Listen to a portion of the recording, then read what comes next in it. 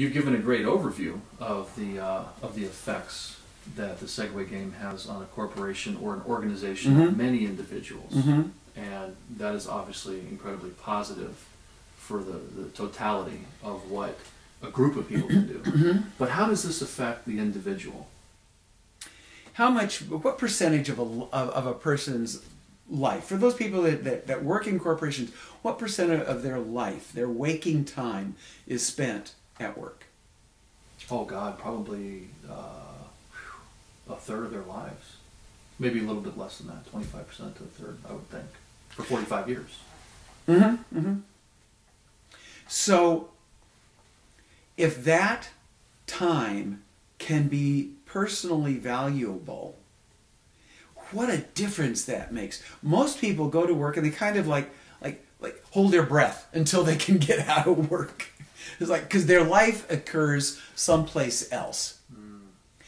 Can you imagine what it would be like for yourself, for other people, to have the place that they work is a place that they love to be, because there they get to make a great contribution.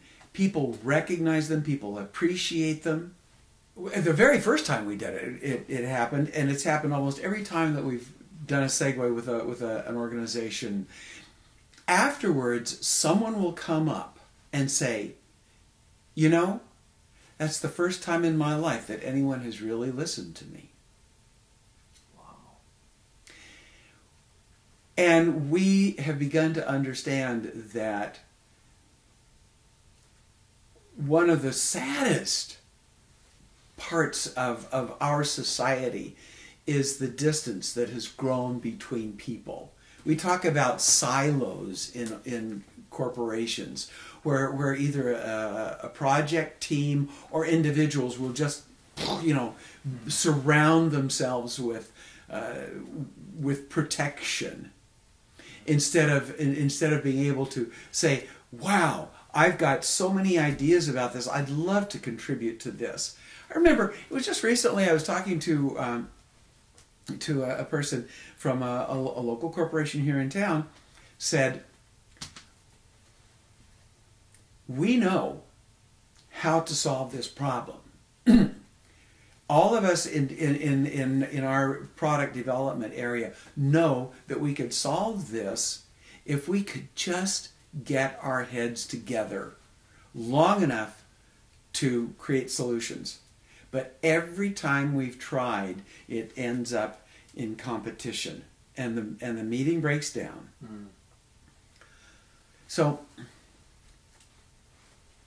when you think of what an individual gets that they make a difference here. Two fellows working here in a local, very large organization, a very large corporation. They don't care at all about the company, but these two guys have created such teamwork between them that's why they are still at those jobs. Is because they love coming, and their desks are close to each other. One guy is responsible for sales, and the other guy is responsible for product development. And they are constantly going back and forth, always in conversation, asking each other questions. So meaning doesn't have to be big. Meaning and value comes from, wow, this is a place where I am listened to. This is a place where what I contribute matters. Right.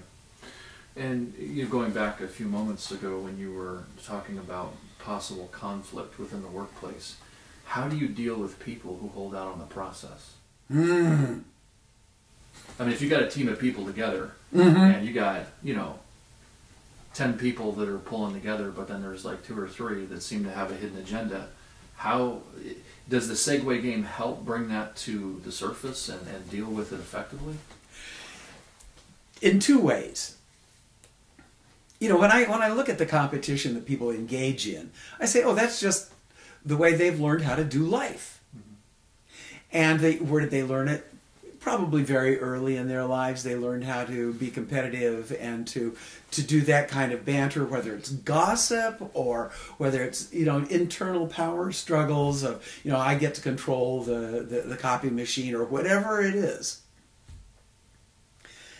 And what playing the Segue does is it gives them a direct experience of doing life differently. It's like, I've never done this before with anybody. I've never had this level of success with a group. I've always had to protect myself and be ready with a quip, or I've hidden. Yeah. A lot of people, they just hide. Don't ask me. I don't exist over here. I'm just doing my job. But here's a safe place for people to come out and say, this is what I have to contribute. And the only response, since there's no crosstalk in the circle, that's one of the rules. Right. After I've given my 3 responses to the questions, the only response that the asker gives is thank you. Like, wow. It's not the way we did it when I was growing up. So people learn a different behavior, and that's what we've seen frequently happen. And then there are the ones that just don't get it. And they're not willing to let go of their agenda. Mm-hmm. And it sticks out like a sore thumb. Because here's everybody else having a great time, getting along and moving the process forward. And here's somebody over here who's insisting on being a jerk. And it just... And what we have found is that those people deselect themselves. Or else it is just so obvious that they don't belong on the team that they will find themselves somewhere else, because it's such a superior way of operating. And managers, it's like, what can we do with him or her? And I think we can find a better place for that employee.